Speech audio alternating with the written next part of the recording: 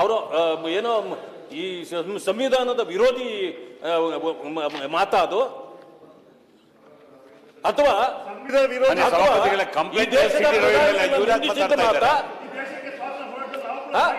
ಇದ್ದೀರಿ ಅದು ಬೇರೆ ನೀವು ಮಾತಾಡಿದ್ದು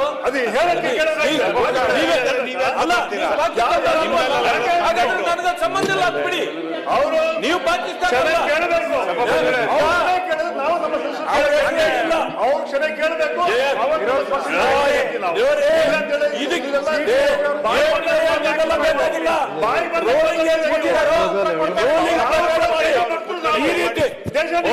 ದೇಶ ಭಕ್ತರು ನಾವು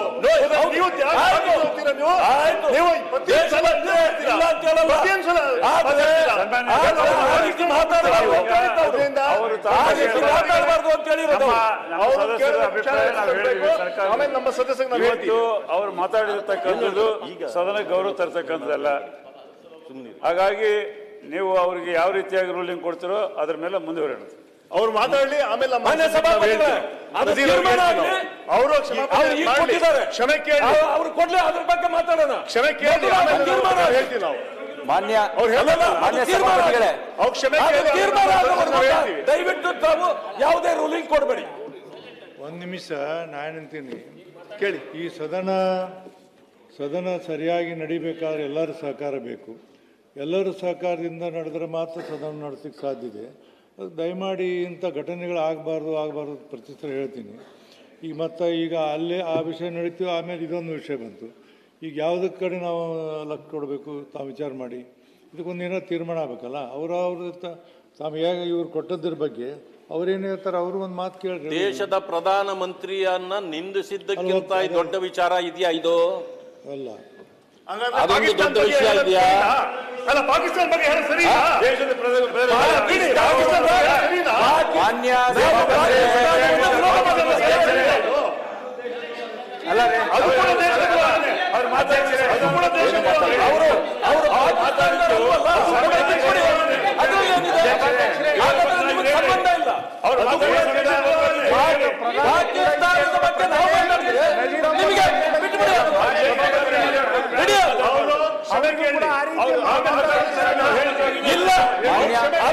ಸಂಬಂಧ ಇಲ್ಲ ಸರ್.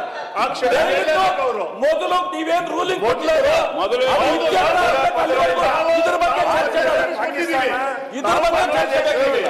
ಮಾನ್ಯ ಸಭಾಪತಿಗಳೇ, ಮಾನ್ಯ ಸಭಾಪತಿಗಳೇ, ನನ್ನ ಹೆಸರನ್ನ ತಗೊಂಡು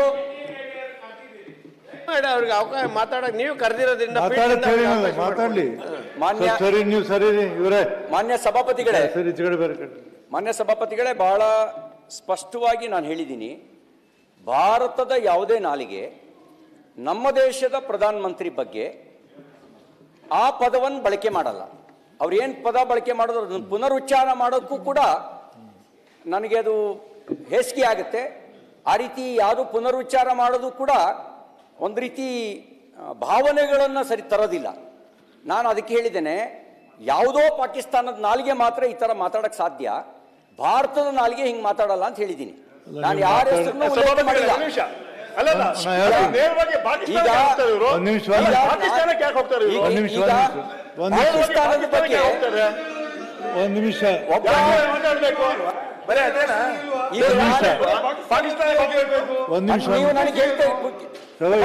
ನೋಡಿ, ಅವರ ಪ್ರಶ್ನೆ ಒಂದು ನಿಮಿಷ ಕೇಳಿ. CT ರವಿ, ಮಾನ್ಯ ಸಭಾಪತಿ ಅವರೇ, ನಿನ್ನೆಯ ಘಟನೆಯ ಬಗ್ಗೆ ತಾವು ಪ್ರತ್ಯಕ್ಷದರ್ಶಿಯಾಗಿದ್ದೀರಿ. ಯಾವುದೇ ಭಾರತೀಯ ನಾಲಿಗೆ ಈ ದೇಶದ ಪ್ರಧಾನಮಂತ್ರಿ ಬಗ್ಗೆ ಈ ರೀತಿ ಮಾತನಾಡೋದಿಲ್ಲ. ಆ ನಾಲಿಗೆ ಯಾವುದೋ ಪಾಕಿಸ್ತಾನದ್ದು ಇರಬೇಕು. ಈಗ ಭಾರತೀಯ ನಾಲಿಗೆ ಆದರೆ ಈ ರೀತಿ ಮಾತನಾಡೋದಿಲ್ಲ. ಪಾಕಿಸ್ತಾನ ನಾಲಿಗೆ ಮಾತ್ರ ದೇಶದ ಪ್ರಧಾನಮಂತ್ರಿ ಬಗ್ಗೆ ಆ ರೀತಿ ಮಾತನಾಡೋದು ಸಾಧ್ಯ. ಹಾಗಾಗಿ ಆ ನಾಲಿಗೆ ಯಾವುದು ಎಂದು ಪತ್ತೆ ಹಚ್ಚುವಂಥ ಅವಶ್ಯಕತೆ ಇದೆ. ಇದರಲ್ಲಿ ಏನು ತಪ್ಪಿದೆ?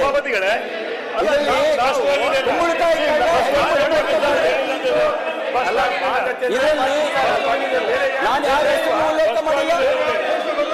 ನನಗೆ ನಮ್ಮ ದೇಶದ ಆ ಪದವನ್ನು ಭಾರತೀಯರು ಬಗ್ಗೆ ಪ್ರಧಾನಮಂತ್ರಿ ಸ್ಥಾನದ ಬಗ್ಗೆ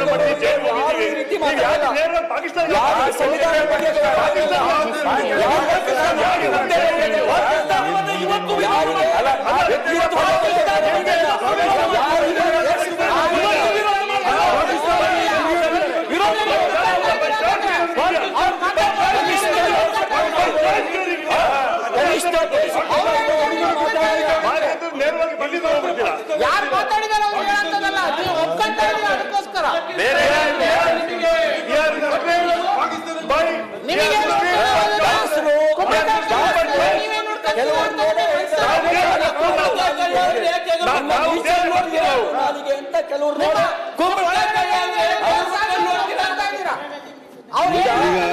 ದಾಸರು ಆಚಾರವಿಲ್ಲದ ನಾಲಿಗೆ ನಿನ್ನ ನೀಚ ಬಿದ್ದು ಬುದ್ಧಿಯ ಬಿಡು ನಾಲಿಗೆ ಅಂತ ವಿಚಾರವಿಲ್ಲದೆ ಪರರ ನಿಂದಿಸೋದಕ್ಕೆ ಚಾಚಿಕೊಂಡಿರುವ ನಾಲಿಗೆ ಅಂತ ಹೇಳಿರೋದು ಬಹುಶಃ ಇಂಥ ಎಲ್ಲ ಪರಿಸ್ಥಿತಿಯನ್ನು ಆಧರಿಸಿಯೇ ಹೇಳಿದ್ದಾರೆ ಅಂತ ಅನ್ಕೊಂಡಿದ್ದೀನಿ. ಯಾಕೆಂದ್ರೆ ಸುಮ್ಮನೆ ಹೇಳಿಲ್ಲ. ನಾನೀಗ ಹೇಳಿರೋದು ಪ್ರಧಾನ ಮಂತ್ರಿಗಳನ್ನು ನಿಂದಿಸಿರೋರ ಬಗ್ಗೆ. ನಾನು ಈಗ ಅವ್ರು ಏನ್ ಹೇಳಕತ್ತಾರಲ್ಲ, ಈಗಲೂ ನನ್ನ ಮಾತು ಸೇಮ್ ಟು ಯು ಅಂತ ಹೇಳ್ತೇನೆ. ಆಚಾರವಿಲ್ಲದ ನಾಲಿಗೆ ಅಂತ ಏನ್ ಹೇಳಿದಾರಲ್ಲ, ಸೇಮ್ ಟು ಯು. ಅಂದ್ರೆ ಪಾಕಿಸ್ತಾನ ಪರವಾಗಿ ಯಾಕೆ ಮಾತಾಡ್ತಾ ಇದ್ದೀವಿ? ಪಾಕಿಸ್ತಾನದ ನಾಲಿಗೆ ಅಂತ ಅವ್ರಿಗೂ ಹೇಳ್ತೇವೆ. ಪಾಕಿಸ್ತಾನದ ನಾಲಿಗೆಯನ್ನು ಸಮರ್ಥನೆ ಮಾಡೋ ಕೆಲಸವನ್ನ ಮಾತಾಡಿ. ಈಗ ನಾನೇನಂತೀನಿ, ಇದು ಎಲ್ಲಿವರೆಗೆ ಮುಂದುವರಿಬೇಕು? With permission of the chair, ಸಭಾಪತಿಗಳು ತಾವು ಆವಾಗ ಒಂದು ರೂಲಿಂಗ್ ಕೊಟ್ರಿ. ಆ ರೂಲಿಂಗ್ನಲ್ಲಿ ಅಲ್ಲಿ ಬಹಳ ಸ್ಪಷ್ಟವಾಗಿ ಇಂಥವರು ಇಂಥ ಮಾತುಗಳನ್ನು ಆಡಿದ್ದಾರೆ ಅನ್ನೋ ವಿಚಾರದಲ್ಲಿ ಪೀಠದಿಂದ ಹೇಳಿದಿರಿ.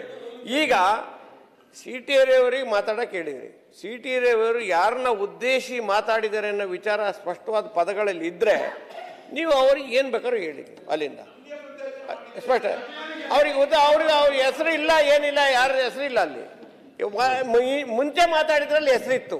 ಇದನ್ನ ದಯಮಾಡಿ ಗಮನ ಮಾಡಿ ಪ್ಲೀಸ್. ಈಗ ಪ್ರಧಾನಮಂತ್ರಿಗಳಿಗೆ ಅವರು ಉಚ್ಚಾರ ಮಾಡಿರ್ತಕ್ಕಂಥ ಶಬ್ದ ಹೆಸರು ಸಮೇತ ಪ್ರಧಾನಮಂತ್ರಿ ರಾಷ್ಟ್ರದ್ರೋಹಿ ಅಂತ ಹೇಳಿದ್ರು. ಇವರು ಉಚ್ಚಾರ ಮಾಡಿರ್ತಕ್ಕಂಥ ಶಬ್ದ ಯಾರಿಗೆ ಹೇಳಿದ್ದಾರೆ? ಈ ದೇಶದ ನಾಲಿಗೆ ಯಾರು ಕೂಡ ಈ ತರ ಮಾತಾಡಕ್ ಸಾಧ್ಯ ಇಲ್ಲ, ಪಾಕಿಸ್ತಾನದ ನಾಲಿಗೆ ಇರಬೇಕು ಅಂತ ಹೇಳಿದ್ದಾರೆ. ಇದ್ರ ಏನ್ ಅರ್ಥ ಕೊಡುತ್ತೆ ಇದು ಸಭಾಪತಿಗಳೇ? ಅವರು ರವಿಕುಮಾರ್ ಆಕ್ಷೇಪಣೆ ಇಲ್ಲ.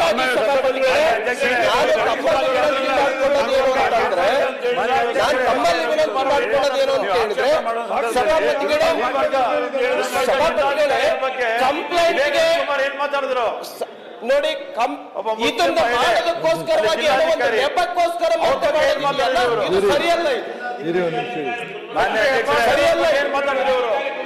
ಸರಿಯಲ್ಲ. ಜಿಲ್ಲಾಧಿಕಾರಿ ಬಗ್ಗೆ ಏನ್ ಮಾತಾಡ್ತೀವಿ? ಪರಿಪಾಠ ಆಯ್ತು ಎಲ್ಲ ಕಡೆ ಪದಗಳು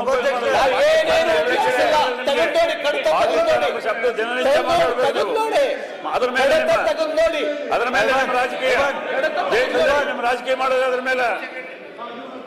ಮಾನ್ಯ ಸಭಾಧ್ಯಕ್ಷ, ಹಾಗಾಗಿ ಉಳಿಸ್ಕೊಂಬಂದ್ರಿ ಅಲ್ಲಿ ಹೋಗಿ ಗುಲ್ಬರ್ಗಾಗ ಹೋಗಿ. ಸಭಾಧ್ಯಕ್ಷ, ನಜೀರ್ ಅಹಮದ್ ಅವರು ಪ್ರಧಾನ ಮಂತ್ರಿನ ನಿಂದನೆ ಮಾಡಿರೋದು ತಪ್ಪು ಅಂದ್ರೆ ಅಂತ ಭಾವನೆ ಇದ್ರೆ, ಮೊನ್ನೆ ಸಿ ಟಿ ರವಿ ಹೇಳಿರೋದು ಅದು ಸಹ ತಪ್ಪೆ. ಎರಡು ತಪ್ಪೆ ಅಲ್ವಾ ಸಭಾಧ್ಯಕ್ಷರೇ? ಹಾಗಾದ್ರೆ ಸಮಾಜ ಅಂಬೇಡ್ಕರ್ ಅವರು ಕೊಟ್ಟಿರೋದು ಈ ದೇಶದ ಪ್ರಧಾನ ಮಂತ್ರಿನೂ ಒಬ್ಬರೇ, MLCನೂ ಒಬ್ಬರೇ, ಅಲ್ಲಿ ಕೂತಿರೋರು ಒಬ್ಬರೇ, MLAನೂ ಒಬ್ಬರೇ, ಜನಸಾಮಾನ್ಯರು ಎಲ್ಲರೂ ಒಂದೇ. ನಜೀರ್ ಅಹಮದ್ ಅವರು ಹೇಳಿದ್ದು ತಪ್ಪು ಅಂದ್ರೆ ಹಾಗಾದ್ರೆ ಸಿ ಟಿ ರವಿ ಅವರು ಸರಿ ಅಂತ ಸಮರ್ಥನೆ ಮಾಡ್ಕೊತೀರಾ? ಈಗಲೂ ಹೇಳ್ತೀನಿ, ಪ್ರಧಾನಮಂತ್ರಿಗಳನ್ನ ಈ ಶಬ್ದಗಳಲ್ಲಿ ನಿಂದಿಸೋದು ಸಾಧ್ಯ ಇಲ್ಲ. ಸರ್, ಒಂದ್ ನಿಮಿಷ ಇರಿ. ಅವರು ಭಾರತದ ಸಂವಿಧಾನಕ್ಕೆ ಗೌರವ ಇರೋರು ಆಗ್ಲಿಕ್ಕೆ ಸಾಧ್ಯ ಇಲ್ಲ. ಅವರಿಗೆ ಒಬ್ರಿಗೊಂದೇ ಆ ಹುದ್ದೆ ಬಗ್ಗೆ ಗೌರವ ಇರಬೇಕು, ಸಂವಿಧಾನದ ಬಗ್ಗೆ ಗೌರವ ಇರಬೇಕು. ಎರಡೂ ತಪ್ಪೆ. ನಮ್ಮ ದೇಶದ ಪ್ರಧಾನಮಂತ್ರಿ. ಸಭಾಧ್ಯಕ್ಷ, ನೀವು ಸಭಾಪೀಠ ನೀವು ಕೂತಿದ್ದೀರಿ ಸಭಾಧ್ಯಕ್ಷರೇ, ನೀವೇ ನಿರ್ಣಯ ಮಾಡಬೇಕು. ಸಭಾಪತಿಗಳೇ, ಅದು ತಪ್ಪು. ನಮ್ಮ ಸಂಸ್ಕೃತಿ ವಿಷಾದ ಪಕ್ಷ ಎರಡು ತಪ್ಪೆ. ಅವರಿಗೆ ಅನ್ವಯ ಆಗುತ್ತೆ. ಈ ರೀತಿ ಸರಿಯಿಲ್ಲ ಅಂತ ಹೇಳ್ತೀರಾ ತಾವು? ನಿಂದಿಸಿರೋರಿಗೆ ಇಲ್ಲಿ ಯಾರು ವಿಷಾದ ವ್ಯಕ್ತಪಡಿಸಿಲ್ಲ. ನಮ್ಮವರು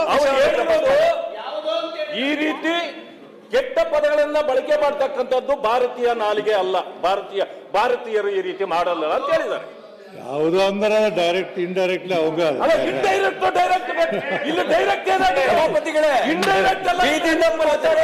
ವಿರೋಧ ಪಕ್ಷ ನಾಯಕರೇ, ಇದು indirect ಅನ್ವಯ ಆಗುತ್ತೆ. ನೆಪ ಮಾಡ್ಕೊಂಡು ಮಾತಾಡೋದು ಸರಿಯಲ್ಲ. ಹೆಸರಿದ್ರೆ ನಾನೇ ಹೇಳ್ತೇನೆ ಕ್ಷಮೆ ಕೇಳ್ರಿ ಅಂತ. ಅವ್ರು ಯಾರ ಹೆಸರನ್ನು ತೆಗೆದುಕೊಂಡಿಲ್ಲ. ಅಲ್ಲ ರೀ ವಿರೋಧ ಪಕ್ಷದ ನಾಯಕರೇ, ಯಾರಿಗೆ ತಗೊಂಡ್ರೆ ಅವರು, ಅಧ್ಯಕ್ಷರೇ ಯಾರಿಗೆ ಮಾತಾಡಿದ್ರು ಅವರು? ಒಂದ್ ನಿಮಿಷ ಹೇಳಿ. ಮಾನ್ಯ ಅಧ್ಯಕ್ಷರೇ, ವಿರೋಧ ಪಕ್ಷದ ನಾಯಕರು ಕೆಲವು ಮಾತುಗಳನ್ನು ಪ್ರಸ್ತಾಪ ಮಾಡಿದರು. ಈ ಘಟನೆ, ಈ ರೀತಿ ಶಬ್ದಗಳ ಬಳಕೆ ಇವೆಲ್ಲ ಸದನದಲ್ಲಿ ಎಲ್ಲರಿಗೂ ಅಸಮಾಧಾನ ತಂದಿವೆ. ಅದರಲ್ಲಿ ಎರಡು ಅಭಿಪ್ರಾಯ ಇಲ್ಲ. ತಾವು ಒಂದು ಪ್ರಶ್ನೆ ಕೇಳ್ತಾ ಇದ್ದೀರಿ, ಅದನ್ನು ಯಾರು ಸಲುವಾಗಿ ಅಂದರು, ಏನಂದರು, ಅದನ್ನು ಅಂದಿಲ್ಲ. ತಾವು ಯಾವುದೋ ಒಂದು ಓದಿದ್ರಿ. ನಾನು ಮಾನ್ಯ ಸಭಾನಾಯಕರಿಂದ ಪಡೆದುಕೊಂಡಂಥ ಕಾಗದದೊಳಗೆ ಮಾನ್ಯ CT ರವಿಯವರು, ಮಾನ್ಯ ಸಭಾಪತಿಯವರೇ, ನಿನ್ನೆಯ ಘಟನೆಗೆ ತಾವು ಪ್ರತ್ಯಕ್ಷದರ್ಶಿಯಾಗಿದ್ದೀರಿ. ಯಾವುದೇ ಭಾರತೀಯ ನಾಲಿಗೆ ಈ ದೇಶದ ಪ್ರಧಾನಮಂತ್ರಿ ಬಗ್ಗೆ ಈ ರೀತಿ ಮಾತನಾಡುವುದಿಲ್ಲ.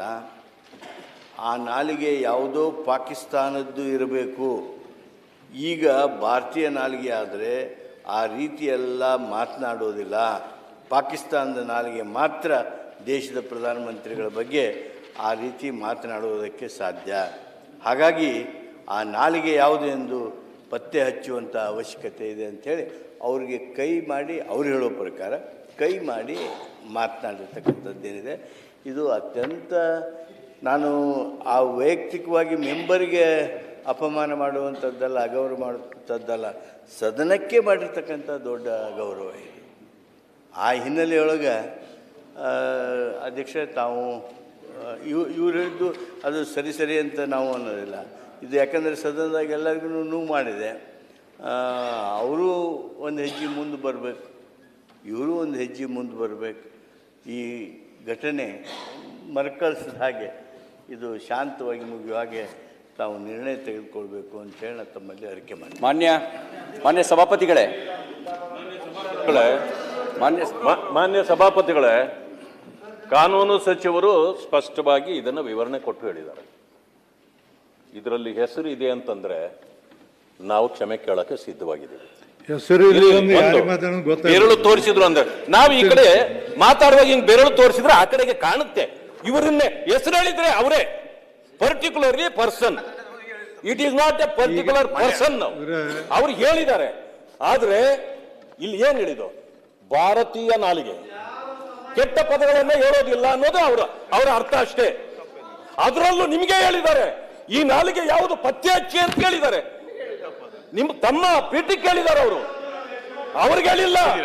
ಆ ನಾಲಿಗೆ ಯಾವುದು ಪತ್ತೆ ಹಚ್ಚಿ ಅಂತ ತಮಗೆ ಹೇಳಿದ್ದಾರೆ. ಮಾಡ್ತಾ ಇದ್ದೀರಾ? ಅದ್ಯಾವ್ರಿಗೆ ಯಾವುದು ಪತ್ತೆ ಹಚ್ಚಿದವು? ಅಲ್ಲ, ಒಂದ್ ನಿಮಿಷ ಸರ್. ನಜೀರ್ ಸಾಹೇಬ್ ಯಾಕೆ ಹೋಗಿದ್ರಿ ಇದರಲ್ಲೇ? ಅಧ್ಯಕ್ಷರೇ, ಪ್ರಧಾನಮಂತ್ರಿ ಮಾಡಿದ್ದಕ್ಕಾಗಿ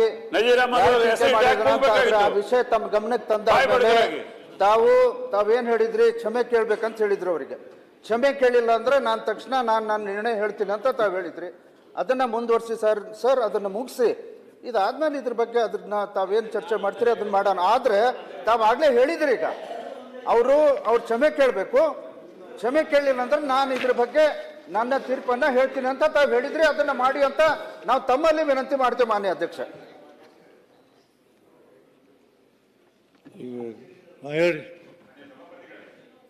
ಪ್ರಜಾಪ್ರಭುತ್ವದಲ್ಲಿ ಆರೋಗ್ಯಕರವಾದಂಥ ಭಾಷೆಯಲ್ಲಿ ಪ್ರತಿಯೊಬ್ಬರ ನಡೆಯನ್ನು ವಿಮರ್ಶೆ ಮಾಡೋದಕ್ಕೆ ಪ್ರತಿಯೊಬ್ಬರಿಗೂ ಅವಕಾಶ ಇದೆ.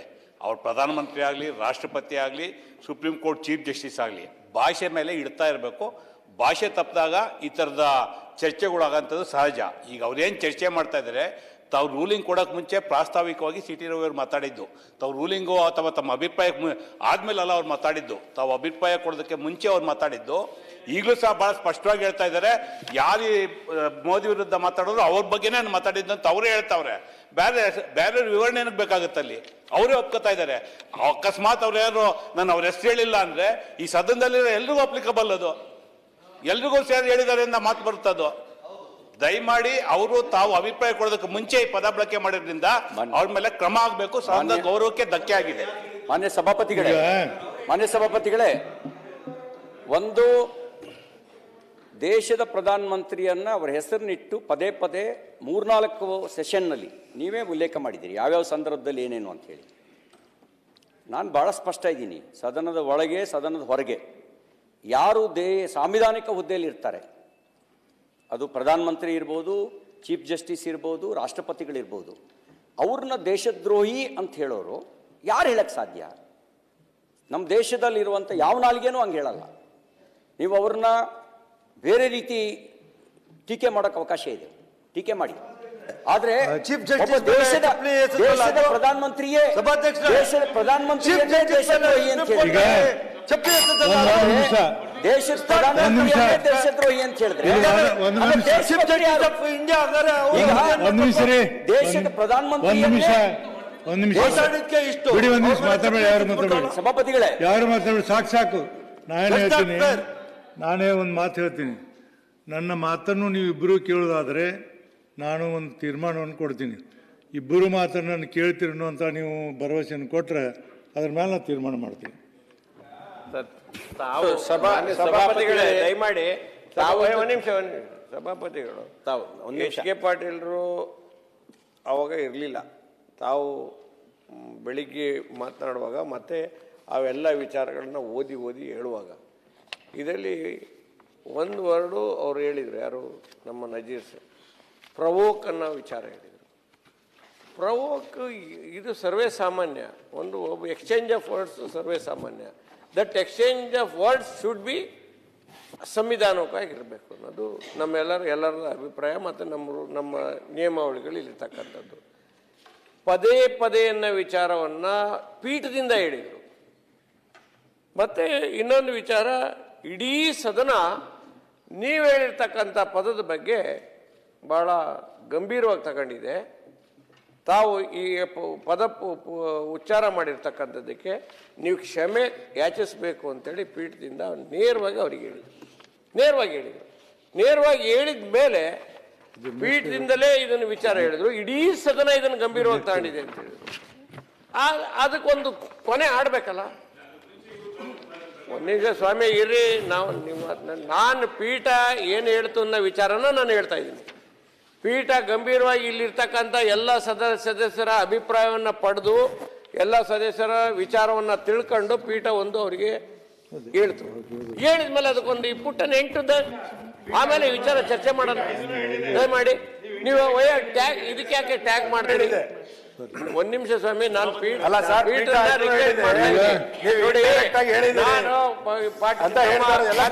ಇಲ್ಲಿದ್ದೀರಿ.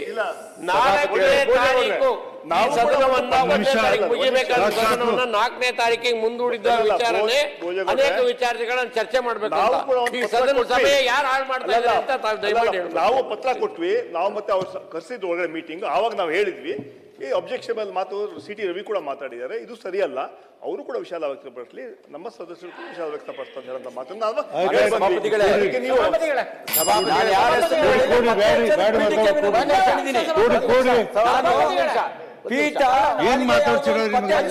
ಪೀಠಕ್ಕೆ ವಿನಂತಿ ಮಾಡ್ಕೊಂಡಿದ್ದೀನಿ. ನೀವು ಒಂದು ನಿಮಿಷ. ಈಗ ತಾವು ತೀರ್ಮಾನ ಮಾಡಿದಿರಿ, ಪದೇ ಪದೇ ಎನ್ನುವಂಥದ್ದನ್ನು ಒಬ್ಬ ಸದಸ್ಯನ ಬಗ್ಗೆ ಮೇಲಿಂದ ಮೇಲೆ ಈ ಘಟನೆಗಳು ಆಗ್ತಾ ಇದ್ದಾವೆ ಅನ್ನೋಂಥದ್ದು ಉಲ್ಲೇಖ ಮಾಡಿದಿರಿ. ತಾವು ಉಲ್ಲೇಖ ಮಾಡಿ ಒಂದು ತೀರ್ಮಾನಕ್ಕೆ ತಾವು ಬಂದಿದ್ದೀರಿ. ಇದು ಇನ್ನು ಈ ಕಡೆಯಿಂದ ಮಾತನಾಡುವಂಥದ್ದು ವ್ಯಕ್ತಿಶಃ ಮಾತಾಡುವಂಥದ್ದು ನೇಮ್ ತಗೊಂಡು ಮಾತಾಡಿಲ್ಲ. ನಮ್ಮ ಸದನದ ನಿಯಮಾವಳಿ ಪ್ರಕಾರ ನೇಮ್ ತಗೊಂಡು ನಾವು ಮಾತಾಡಿದಾಗ, ಹೆಸರು ತಗೊಂಡು ಮಾತಾಡಿದಾಗ ಅದೊಂದು ಅಪರಾಧ ಆಗ್ಬೋದು ಅಥವಾ ಕ್ಷಮೆಕರ ಆಗ್ಬೋದು, ಇನ್ನೂ ಏನೇನಾದರೂ ಆಗ್ಬೋದು. ಆ ಕಡೆಯಿಂದ ಮಾತಾಡಿದಂಥ ವ್ಯಕ್ತಿ ಮಾನ್ಯ ಸದಸ್ಯರು ಅಪರಾಧಿಕ ಕೃತ್ಯ ಆಗಿದೆ ಅಂತನ್ನುವಂಥ ತೀರ್ಮಾನಕ್ಕೆ ತಾವು ಬಂದಿದ್ದೀರಿ. ದಯಮಾಡಿ ಅದ್ರ ಪ್ರಕಾರ ತೀರ್ಮಾನ ಮಾಡಿ.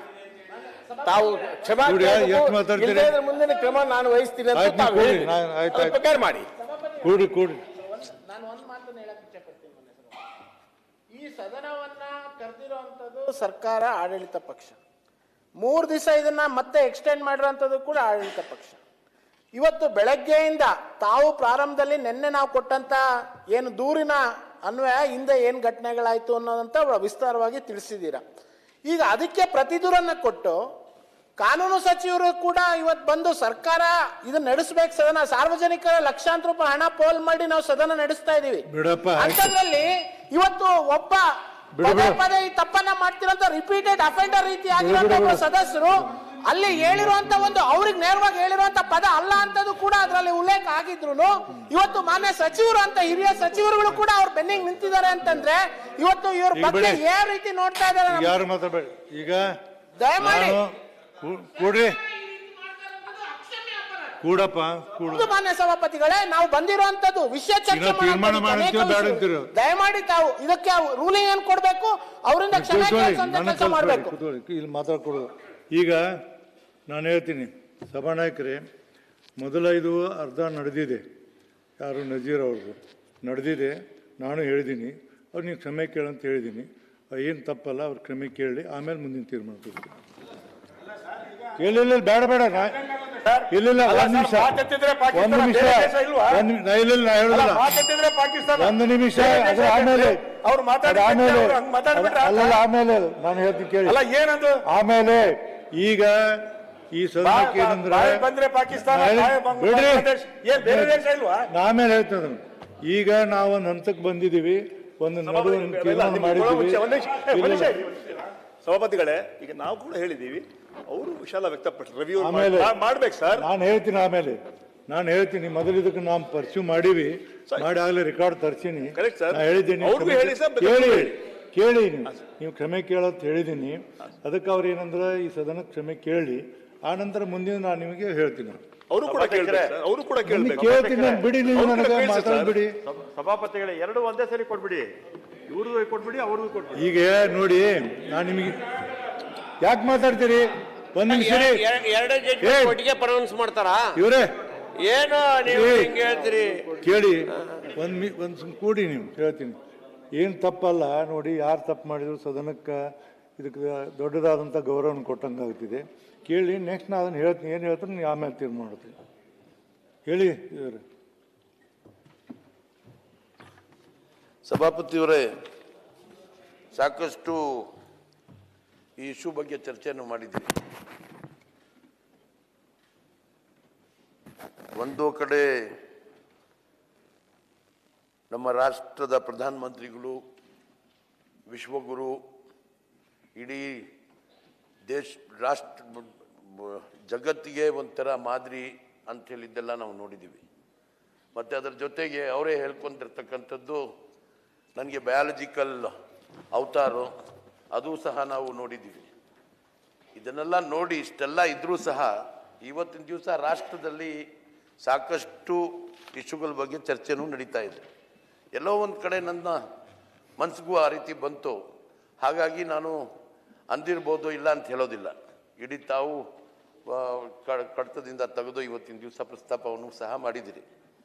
ಇಂಥ ಒಂದು ಸಂದರ್ಭದಲ್ಲಿ ಯಾರಿಗಾದ್ರೂ ನನ್ನ ಈ ಒಂದು ಮಾತಿಂದ ಏನಾದರೂ ನೋವಾದರೆ ವಿಷಾದವನ್ನು ಪಡ್ತೀನಿ. ವೆರಿ ಗುಡ್, ಕೂಡ್ರಿ, ಆಯ್ತು, ಎಲ್ಲ ಬಂದಾರಿ.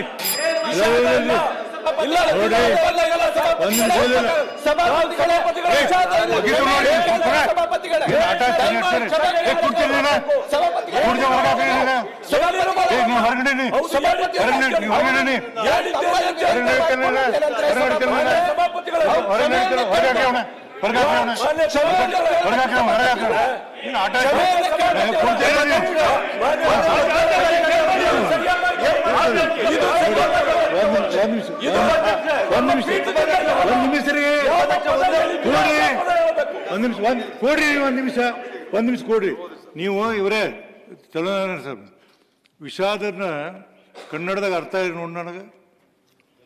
ವಿಷಾದಕ್ಕೆ ಕನ್ನಡದ ಅರ್ಥ ನೀವು ಯಾರು ಮಾತಾಡ್ಬೇಡ್ರಿ. ಅಲ್ಲ, ಈಗ ರಿಯಲೈಸ್ ಆಗಿದೆ ಅಂತ ಅದು ಬೇಕಾದ ಹೇಳಿ. ಅವರು ವಿಷಾದ ವ್ಯಕ್ತಪಡಿಸಿಲ್ಲ. ಒಂದ್ ನಿಮಿಷ ವಿಷಾದ ವ್ಯಕ್ತಪಡಿಸಿದ್ರ ಅರ್ಥ ಏನು? ರಿಯಲೈಸ್ ಆಯ್ತು ನನಗೆ ಅಂತ. ವಿಷಾದ ವ್ಯಕ್ತಪಡಿಸುತ್ತೇನೆ ಅಂದ್ರೆ ಕ್ಷಮೆ ಯಾಚಿಸಿದಂತೆ. ಇಲ್ಲ, ಕ್ಷಮೆ ಅಲ್ಲ, ಯಾರು ಕೇಳ್ಕೋರಿ ನೋಡಿ. ಅತಿ ಮಾಡಬಾರ್ದು. ಅತಿ ಮಾಡಿದ್ರೆ ಅದಕ್ಕೆ ಒಳ್ಳೆಯದಲ್ಲ. ಇಲ್ಲ ಅಂದ್ರೆ ಐ ರಿಗ್ರೆಟ್. ನೋಡಿ ನಾ ಹೇಳ್ತೀನಿ, ವಿಷಾದ ವ್ಯಕ್ತ ನೋಡಿ ಎಷ್ಟೋ ಸರಿ ವಿಷಾದ ವ್ಯಕ್ತಪಡಿಸಿ ಅಂತಾರೆ. ವಿಷಾದ ವ್ಯಕ್ತಪಡಿಸಿ ಅಂದ್ರೆ ಕೇಳಿದಂಗೆ ರವಿ ಅವ್ರದ್ದು ತಗೋಬೇಕು. ತಡೀರಿ, ಅವ್ರು ಯಾರ ಹೆಸರು ಹೇಳಿಲ್ಲ. ಇವರೇ ಒಂದ್ ನಿಮಿಷ ರವಿ ಅವರೇ, ನಾನು ನಿಮಗೊಂದು ವಿನಂತಿ ಮಾಡ್ಕೊಳ್ತೀನಿ. ಏನಂದ್ರೆ ನೀವು ಮಾತಾಡಿದ್ದೀರಿ, ಏನು ಮಾತಾಡಿದ್ದೀರಿ ಇಲ್ಲಿ, ನೀವೇನು ಮಾತಾಡಿದ್ದೀರಿ ಅಂದರೆ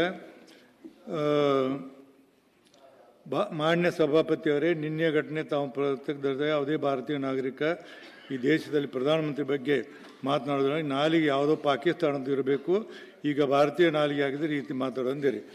ಅದು ಇಂಡೈರೆಕ್ಟ್ಲಿ ನೀವು ನಜೀರ್ಗೆ ಅಂದಂಗೆ ಅನ್ನುವಂಥದ್ದು ಸ್ಪಷ್ಟವಾಗ್ತಿದೆ. ಅದಕ್ಕೆ ದಯಮಾಡಿ ತಾವು ವಿಷಾದ ವ್ಯಕ್ತಪಡಿಸ್ರಿ ಅಂತೇಳಿ ನನ್ನ ಮನವಿ ನಿಮಗೆ. ಈ ಸದನದಲ್ಲಿ ನಾನು ಗೌರವ ಕೊಡ್ತೇನೆ ನಾನು ತಿಳ್ಕೊಂಡಿದ್ದೀನಿ. ಏನಿಲ್ಲ, ಇದರಿಂದ ಏನಿಲ್ಲ, ಕೇಳಿ ನೀವು ಮಾತನಾಡಿದ್ದನ್ನು ನಾನು ಅರ್ಥ ಮಾಡ್ಕೊಂಡಿನಿ. ಅದು ಯಾವುದೋ ಇಂಡೈರೆಕ್ಟ್ಲಿ ಡೈರೆಕ್ಟ್ಲಿ ಕುತ್ಕೊಳ್ಳಿ, ನೀವು ಕುತ್ಕೊಳ್ಳಿ, ಸುಮ್ಮನೆ ಕುತ್ಕೊಳ್ರಿ. ರವಿ, ನನ್ನ ಮಾತು ಕೇಳಿ, ನಾನು ನಿಮ್ಗಿಂತ ಹಿರಿಯ ಮನುಷ್ಯನಾಗಿ ಸದನದಲ್ಲಿ ಹೇಳ್ತೀನಿ, ಇದನ್ನ ಒಳ್ಳೆ ವಾತಾವರಣ ನಿರ್ಮಾಣ ಮಾಡೋಣ. ದಯಮಾಡಿ ತಾವು ವಿಷಾದ ವ್ಯಕ್ತಪಡಿಸಿ. ಮಾನ್ಯ ಕೊಡುದಿಲ್ಲ ಸಭಾಪತಿಗಳೇ, ನನ್ನ ಹೇಳಿಕೆಯನ್ನು ನೀವು ಪುನರುಚ್ಚಾರಣ ಮಾಡಿದ್ದೀರಿ.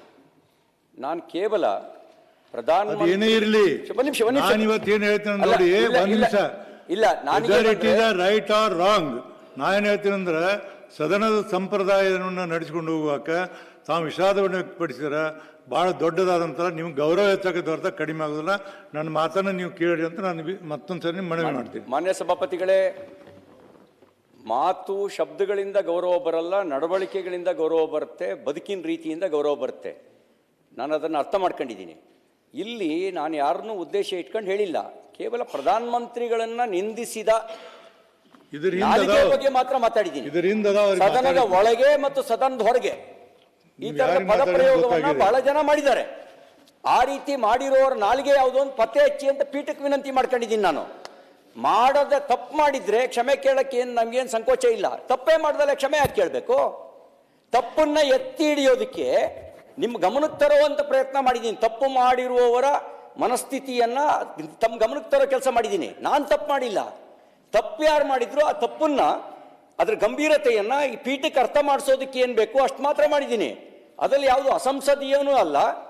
ನೀವು ಪೀಠಕ್ಕೆ ಕೇಳಿದ್ದೀನಿ, ಅದು ನಾಳೆಗೆ ಭಾರತದ್ದೋ ಪಾಕಿಸ್ತಾನದ ಪತ್ತೆ ಹಚ್ಚಿ ಅಂತ ಹೇಳಿ ನೀವು ರೂಲಿಂಗ್ ನೀವು ಕೊಡ್ಬೇಕು. ಭಾರತದ ಪಾಕಿಸ್ತಾನದ ಸಭಾಪತಿಯವರೇ, ಇದು ಸರಿಗಿಲ್ಲ. ಇದು ಸಭಾಪತಿಗಳು ನಾವು ಆವಾಗಲೇ ನಿಮ್ಮಲ್ಲಿ ಹೇಳಿದ್ವಿ, ನಮ್ಮ ಸದಸ್ಯರು ಒಂದ್ ನಿಮಿಷ ನನ್ಗೆ ಅವಕಾಶ ಕೊಟ್ಟಿದ್ದಾರೆ. ಒಂದ್ ನಿಮಿಷ ನನ್ಗೆ ಅವಕಾಶ ವಿಷಾದ ವ್ಯಕ್ತಪಡಿಸಿದ್ದಾರೆ, ದುಡ್ಡು ಮಾತು ಹೇಳಿದ್ದಾರೆ. ಅದು ಇವಾಗ ಹೋದ ತಕ್ಷಣ ಯಾವ ದೇಶಕ್ಕಲ್ಲ, ಬರೀ ನೇರವಾಗಿ ಆ ದೇಶಕ್ಕೆ ಹೋಗ್ತಾರಲ್ಲ, ಪ್ರತಿ ಸಲ ಇದೇ ಕೆಲಸ ಅವರು ಮಾಡ್ತಾ ಇರ್ತಾರೆ. ಅದರಿಂದ ಅದು ಅವರು ಕೂಡ ವಿಷಾದ ವ್ಯಕ್ತಪಡಿಸ್ಬೇಕು. ಯಾಕಂದ್ರೆ ಈಗಾಗಲೇ ನೀವು ಹೇಳಿ ನಮ್ಮ ಸದಸ್ಯರು ಹೇಳಿದ್ರಿ, ಅವ್ರು ಮಾಡಿದ್ದಾರೆ. ಆ ಭಾಷೆ ಸರಿಯಲ್ಲ, ಭಾಷೆ ಬಳಕೆ ಅವ್ರದ್ದು ಸರಿಯಲ್ಲ. ಅವರು ಕೂಡ ವಿಷಾದ ವ್ಯಕ್ತಪಡಿಸ್ಬೇಕಂತ ತಮ್ಮ ಮೂಲಕ ಮನವಿ ಮಾಡ್ತಾರೆ. ನಾನು ಹೆಸರು ತಗೊಂಡಿಲ್ಲ. ಅಧ್ಯಕ್ಷರೇ, ಅರ್ಥ ಕೇಳಿದ್ರಿ ತಾವು. ವಿಷಾದ ಅಂತಂದ್ರೆ ಬೇಸರ, ನಿರಾಶೆ, ಖೇದ, ದುಃಖ, ಸಂಕಟ, ಅತೃಪ್ತಿ, ಮರುಕ. ಇದು ಕ್ಷಮೆನಾ? ಇದು ಕ್ಷಮೆನಾ? ಖೇದ ಅಂದ್ರೆ ಏನು? ಕ್ಷಮೆ ಅಲ್ಲ, ದುಃಖ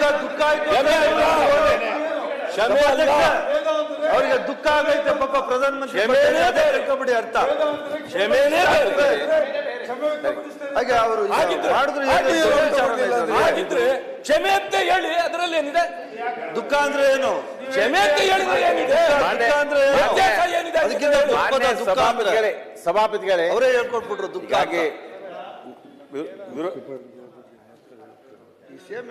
ಈಗಾಗಲೇ ನಮ್ಮ ವಿರೋಧ ಪಕ್ಷ ನಾಯಕರು ಹೇಳಿದಾಗೆ ಆ ಶಬ್ದಗಳ ಅರ್ಥಗಳನ್ನು ತಮ್ಮ ಮನವರಿಕೆ ಮಾಡಿಕೊಟ್ಟರು ನಾನು ಭಾವಿಸ್ತಾ ಇದ್ದೇನೆ. ಖೇದ ವ್ಯಕ್ತ ಮಾಡುವಂಥದ್ದೊಂದು ಆತ್ಮವಿಮರ್ಶೆನ ನಾನು ಮಾಡ್ಕೊಡ್ತೀನಿ. ಏನೋ ತಪ್ಪು ಮಾಡ್ಕೊಂಡಿದ್ದೆ, ನನ್ನ ಪುಸ್ತಕ ಅದು ಪಬ್ಲಿಕ್ ಹೇಳಬೇಕು ಅಂತಲ್ಲ, ಪಬ್ಲಿಕ್ ಹೇಳುವಂಥದ್ದಲ್ಲ, ಯಾರು ಉದ್ದೇಶ ಮಾತಾಡುವಂಥದ್ದಲ್ಲ. Yes, I regret for it, I have done some wrong ಅಂತ. ಬಟ್ ಕ್ಷಮೆ ಅನ್ನುವಂಥದ್ದು, I beg a pardon for that aspect, for that act ಹೇಳುವಂಥದ್ದು. ಪಾರ್ಡನ್, ನಾನು ಕ್ಷಮೆ ಕೇಳ್ತಾ ಇದ್ದೀನಿ ಅನ್ನೋಂಥದ್ದು, ನೀವು ಕ್ಷಮೆ ಕೇಳುವಂಥದ್ದು, ನೀವು ಕ್ಷಮಾದಾನ ಮಾಡುವಂಥ ಅಧಿಕಾರ ನಿಮಗಿದ್ದಂಥದ್ದು, ಕ್ಷಮಾದಾನ ಮಾಡುವಂಥ ಅಧಿಕಾರಿಗಳಿಗೆ ಕೇಳುವಂಥದ್ದು ಕ್ಷಮೆ ಅನ್ನುವಂಥದ್ದು. ಪೀಠಕ್ಕೆ ಕೇಳುವಂಥದ್ದು. ಇದಕ್ಕೆ ಎರಡು ಹೋಲಿಕೆ ಮಾಡುವಂಥದ್ದು ಸರಿಯಲ್ಲ, ಅದು ಅರ್ಥನೇ ಇಲ್ಲ ಅದಕ್ಕೆ. ದಯಮಾಡಿ ಆಮೇಲೆ ಮಾನ್ಯ ಸದಸ್ಯರು ಸಿ ಟಿ ರವಿ ಅವರು ಮಾತಾಡಿದ್ದು ತಮ್ಮ ಪೀಠಕ್ಕೆ ಉದ್ದೇಶಿಸಿ ಮಾತಾಡಿದಂಥದ್ದು. ಇದು ಯಾರ್ದಿದೆ ಅಲ್ಲಿದೆ ಹೊರಗಿದ್ರು ಅಂತ ಹೇಳಿದೆ ಇಲ್ಲೇ ಇದು ಸದನದಲ್ಲಿ ಒಳಗಿರಲಿ ಹೊರಗಡೆ ಇರಲಿ ಅಪರಾಧನೇ ಇದು. ನಮ್ಮ ಉನ್ನತ ಏನು ಸ್ಥಾನದಲ್ಲಿದ್ದಂಥವ್ರ ಬಗ್ಗೆ ಮಾತಾಡುವಂಥದ್ದು ಯಾರಿಗಾದ್ರೂ ಅದು ಅಕ್ಷಮ್ಯ ಅಪರಾಧನೇ. ಆ ದಿಶೆಯಲ್ಲಿ ತಾವು ಕ್ರಮ ಕೈಗೊಳ್ಬೇಕು. ಎರಡೂ ಹೋಲಿಕೆ ಮಾಡುವಂಥದ್ದು ಇದು ಕೂಡ ಸರಿಯಲ್ಲ ಅಂತ ನನ್ನ ಭಾವನೆ. ಹೆಚ್ಚಿನ ವಿಡಿಯೋಗಳಿಗೆ ಪ್ರತಿಧ್ವನಿ ಯೂಟ್ಯೂಬ್ ಚಾನೆಲ್ ಸಬ್ಸ್ಕ್ರೈಬ್ ಮಾಡಿ, ಬೆಲ್ ಐಕಾನ್ ಕ್ಲಿಕ್ ಮಾಡಿ.